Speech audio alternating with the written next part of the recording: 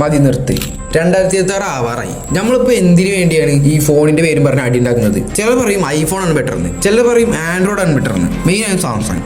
ഇതൊക്കെ പറയാൻ നീ ആരുടെ എന്ന് ചോദിച്ചാൽ ഞാനൊരു പ്രശസ്ത ടെക് യൂട്യൂബർ ഭാവിയിലാകുമായിരിക്കും. അതല്ല ഇപ്പോൾ ഇവിടുത്തെ വിഷയം. ആദ്യം തന്നെ പറയാം, ഞാനൊരു സാംസങ് ഫാനാണ്. പക്ഷേ ഞാൻ ഈ വീഡിയോയിൽ സാംസങ്ങിനെ കുറിച്ച് പൊക്കി പറയാനല്ല വന്നത്, ഞാൻ ഉള്ള കാര്യമുള്ള പോലെ പറയാനാണ് വന്നത്. ഇപ്പോൾ ഐഫോൺ നോക്കുകയാണെങ്കിൽ അതിന് അതിൻ്റെതായ കുറച്ച് പ്രത്യേകതകളുണ്ട്. ഇനിയിപ്പോൾ ആൻഡ്രോയിഡ് ഫോൺ ആണെങ്കിലും അങ്ങനെ തന്നെ. പക്ഷേ ഞാനടക്കം പല യൂട്യൂബേഴ്സും ഐഫോണിനെ കുറ്റം പറയുകയല്ല ചെയ്യണം. ചിലർ കുറ്റം പറയുന്നുണ്ടാവും, പക്ഷെ ഞാൻ പറയുന്നത് ചില യൂട്യൂബേഴ്സിന്റെ കാര്യം മാത്രം. അവർ പറയുന്നത് എന്താണെന്ന് വെച്ചാൽ, അതായത് നിങ്ങളിപ്പോൾ ഐഫോൺ വാങ്ങണ വിലക്ക്, അതായത് ഒരു 60,000-70,000 രൂപ അല്ലെങ്കിൽ അതിൽ കൂടുതൽ പൈസക്ക് അതിൽ നല്ല ഫീച്ചേഴ്സും യൂസർ എക്സ്പീരിയൻസും കിട്ടുന്ന ഫോൺസ്, ആൻഡ്രോയിഡ് ഫോൺസ് വേറെ ഉണ്ടാവും. നിങ്ങൾ അതൊക്കെ നോക്കിയിട്ട് ഐഫോൺ വാങ്ങിക്കോ. പക്ഷെ അത് നോക്കാതെ നിങ്ങൾ ഡയറക്റ്റ് ഐഫോൺ വാങ്ങല്ലേ. അതായത് ചിലപ്പോൾ നിങ്ങൾക്ക് നോക്കുകയാണെന്നുവെച്ചെങ്കിൽ ഐഫോണായിട്ട് ബെറ്റർ അതായിട്ട് തോന്നും. അപ്പോൾ നിങ്ങൾക്ക് അത് വാങ്ങാം. അല്ലെങ്കിൽ നിങ്ങൾ സാധാരണ നിങ്ങൾ വാങ്ങാൻ ഉദ്ദേശിച്ച ഐഫോൺ തന്നെ വാങ്ങാം. അപ്പോൾ അതാണ് പറയുന്നത്.